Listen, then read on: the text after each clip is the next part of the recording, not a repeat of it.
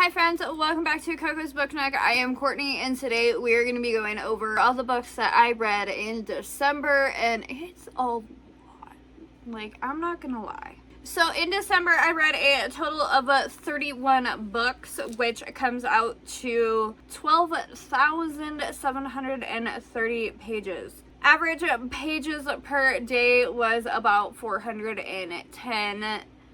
And then my most read genre was fantasy, not surprising. I read from 9 of these authors before.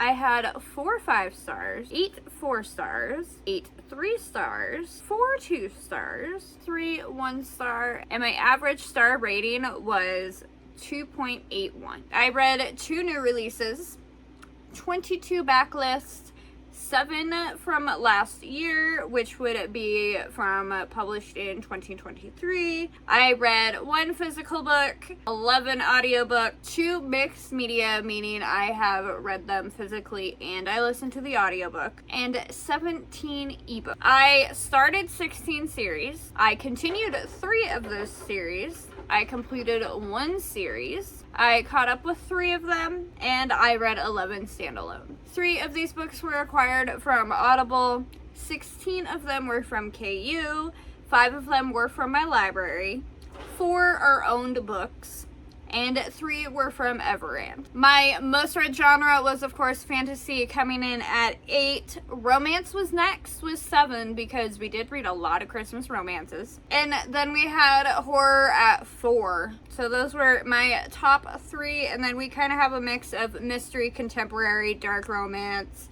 historical fiction, sci-fi, and thriller. So to get us started with what we actually read in December, because I know you guys want to hear this. So we started our month off with Christmas at Coconut Creek. This is by Carissa Kinward. This one I gave a 3 stars. This one was a fun little read. There is a mini vlog about this book if you want to hear my thoughts on it. And then we stepped our game up and we read The Christmas Murder Game by Alexandra Benedict.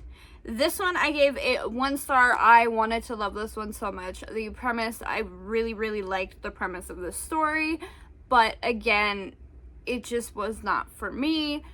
And I also have one of those Christmas mini vlogs that you can go back and watch and get my thoughts on this one. And then we have Let It Snow by Maureen Johnson, John Green, and Lauren Miracle. This one was also a 1 star. It was a cringe-tastic ride, and I figured out doing my little advent. I don't do good with little mini short stories by different authors that connect. So this one was a no. And there's a mini vlog about this one as well if you want my cringy thoughts on it. And then we have the Mindfuck series by S.T. Abbey. This one was a 5 star, and this one was my best reads of 2024. Need I say more? I loved it. And then we have the Holiday Swap by Maggie Knox. This one was a 3 star. I enjoyed this one. It was a fun ride. And there is also thoughts about this one as well over in those mini vlogs. Next up, we have Lovelight Farms by B.K. Borison. This one was a 4 star. It was fun. It was great. It was a great time, and I do have many thoughts on that one as well. And then we have the Ninth Reign by Jen Williams. This one was a 4 star as well. I actually really enjoyed this one. It was one of those weird, quirky type of fantasies that just worked really well for me. I enjoyed it. And then we have Jingle Bell Wolf by Terry Spears. This one was a 3 star. I actually like this one a lot more than I thought I was going to. I went into this thinking it was going to be a cringy wolf shifter book, and it actually ended up being kind of cute. And will I continue on in this one? Probably not. But it was a fun one to get off of my shelves and read. And then we have Her Soul to Take by Harley Laroux. This one I loved. It was a 5 star. I had a great time. And then we had Wayward by Amelia Hart. This one, again, is a 5-star. I had a great time with this one. I loved the premise, and it was a fun ride. Books with Lexi is going to yell at me for this one, but Project Hail Mary by Andy Weir was a 1-star. I did not like this book at all. Like, it was bad. Like, to me, this one does not work in any way. I'm really not like a space person. Like, I love astrology and stars and that type of stuff, but astronauts really aren't my thing. I don't really care about space in this one. Like, I love science, but the science in this one is the type of science that I don't like. So it just all around was not for me in any way. And then we had Courts of Ravens and Ruin by Eliza Reign. This one was a 4-star. I really enjoyed this one. This one is about fae, and they are in a tree. Like, the world is in a tree, and I thought that was kind of interesting on like how like all of the different fae kind of. And then there's gold fae, shadow fae, water, like there's a couple different like fae in this one, and it was just an interesting premise. There is a war going on, and she is taken by, she's a gold human with fae making or gold making abilities, and she's taken by the Shadow King, Shadow Prince, and is brought into his world. And this one was just interesting.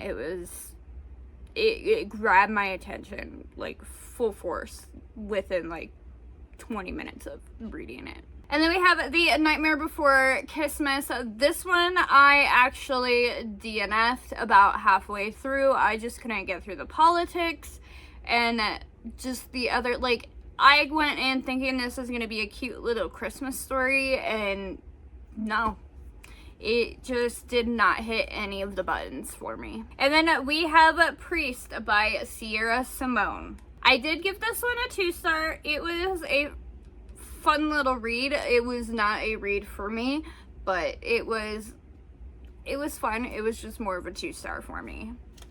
And then next up we have Krampus the Yule Lord by Bram. This one was fun, interactive, and entertaining in every aspect. I did give Krampus a 4-star. I just had a lot of fun with this one. It was great, and it was so much fun. And then we have Murder at Spindle Manor. This one is by Morgan Stang, and I gave this one 4 stars. A little murder mystery in a bed and breakfast type of a place. It was fun. It was weird and quirky, and it just worked really well for me. And then we have The City of Dusk by Tara Sim. I gave this one 2 stars. I just really did not like this book. I think it's just the way that the book is, and it might have been wrong place, wrong time, but I just really could not get into this book. And then we have This Christmas by Jane Green, Jennifer Coburn, and Liz Ireland. This one was a 2-star as well. There is a little vlog about this one as well over in the Christmas Advent stuff. And then we have The September House by Carissa Orlando.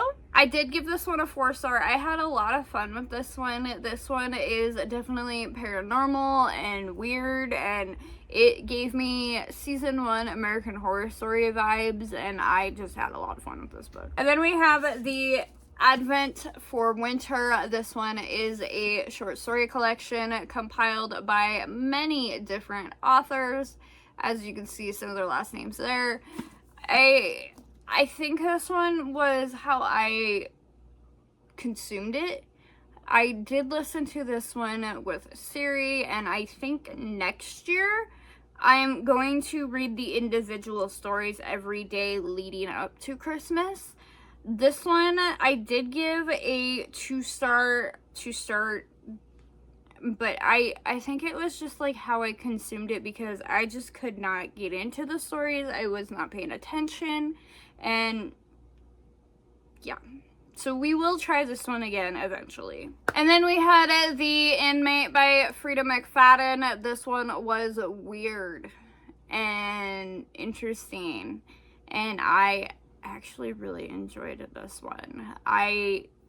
This is my second Frida, and I really haven't had a bad time with any of hers. This one I did give a 3-star. Again, it was just kind of one of those weird and quirky little thriller mystery type of things, and I had fun. And then we had Candy Cane Kills and Candy Cane Kills again. I read these ones back to back. This one I gave Candy Cane Kills 5 stars and Candy Cane Kills again 4 stars. This one we are following a family. They rent this Airbnb up somewhere to spend Christmas with, and they don't realize that there is a candy cane murderer amongst their midst. And they hear the story, and they find video footage, and it just kind of escalates from there. And it was weird and fun, and one of those great little Christmas slashers. I had a lot of fun with these ones. And then we have The Murder Before Christmas by Michelle Wissek. I did give this one a 3-star. This one was weirdly fun. Like, it was weird and quirky as well. There's something just about weird and quirky, like, books that I just gravitate towards. Like, this one was one of those cozy mystery type of stories, and it's just like, why? And then you're reading it like, okay, and then you're like, wait, but who did it? Like, it drug me in. It drug me in. And then we have The Throne of the Fallen by Carrie Maniscalco. This one I gave 3 stars. I didn't enjoy it as much as I thought I was going to, but I did enjoy it. And then we have A Day of Fallen Night by Samantha Shannon. I gave this one a 3-star.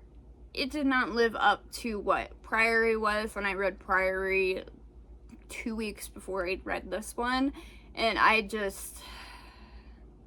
it fell for me. Like, it really fell. Like, I still enjoyed it. I still loved the world that we were in. I just did not love this one as much as I loved Priory. And then we had Magnolia Part. It was not for me. I DNF'd it. Fairly quickly, too. Like, I just really could not get into it. And I'm just like, I'm done. I don't want to anymore. I don't like this one. So, unfortunately, Magnolia Parks was a DNF for me.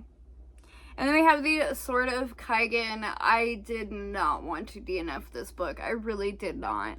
I just could not get into it for some reason. And it felt very Poppy War-ish, but not Poppy War. And I love Poppy War, but Sword of Kaigen, I just really, like, there was just something that I just could not get into it with. And then we have Rehearsal for Revenge by Harley Laroe. I did DNF this one. This was pretty much copy and paste of the first story, but with new characters, and I couldn't. I couldn't. I don't think I got it more than like 30% in before I'm like, I'm not liking this at all. And then we have Swordcatcher by Cassandra Clare. I did give this one a 3-star. It was great. It was not Shadowhunters for me from her, but I did really enjoy this one because it's got kings and queens, swords, and all that fun stuff. So 3 stars. And then to end our month off, we finished with Daughter of the Beast. This one I gave 4 stars. I had so much fun with this book. I was hooked, and I could not stop reading this one when I picked my Kindle up. And that is it for all I have through December. It was a great reading month. I think it was my best reading month to end the year off. We got those 31 books in, and we had a lot of fun with a lot of the reads. But there were some DNFs. I think there was a total of 4 DNFs throughout the whole month. Yep. 4 DNFs through the total of the month, but we also had some great reads, and I read my favorite book of the year in December. So thank you guys for watching. Don't forget to like and subscribe, and leave me a something Christmas emoji in the comments below, or tell me what your favorite reads of December were in the comments. Thank you guys. Have a wonderful day. Bye.